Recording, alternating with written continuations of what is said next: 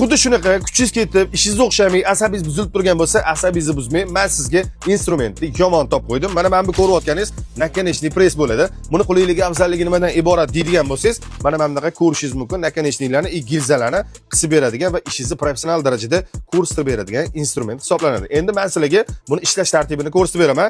Ko'pchilik montorlar yoki bo'lmasa montaj qilishayotganda, mana bunaqa tarzda ulayman deb o'ylashadi, lekin bu umuman noto'g'ri. Nimaga desangiz, mana bunaqa qisqa tutashuvlar kelib chiqishi oqibatida xullas zamikanalar bo'lishi mumkin. Endi men sizlarga buni bitta ishlashini ko'rsataman. Undan oldin bitta narsani aytmoqchiman. Buni mana bu tishlari bor, ko'rishinglar mumkin. Tishlari 16 dan 240 gacha bo'lgan razmerlari bor. Istalgan razmerni qo'yib bemalol ishlatsanglar bo'ladi. Hozir buni bitta sizlar bilan sinab ishlatib ko'ramiz. Xo'p, 16 ni oldik. 16 ni oldik. Tiqamiz.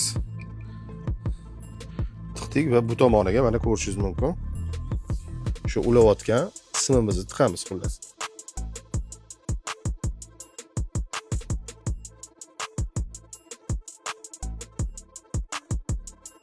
Xullas mana ko'rdinglar, ishinglarni sifatli darajada qilib beradi. Umuman mana chiqib ham ketmaydi. Professionallik darajada qisgan. Umuman xullas muammo bo'lmaydi. Qisqa tutashuvlar ham umuman bo'lmaydi. Xullas kimga xuddi shunaqa instrumentlar kerak bo'ladigan bo'lsa, qayerdan topaman deyotgan bo'lsanglar, albatta Elite Stroydan topsanglar bo'ladi.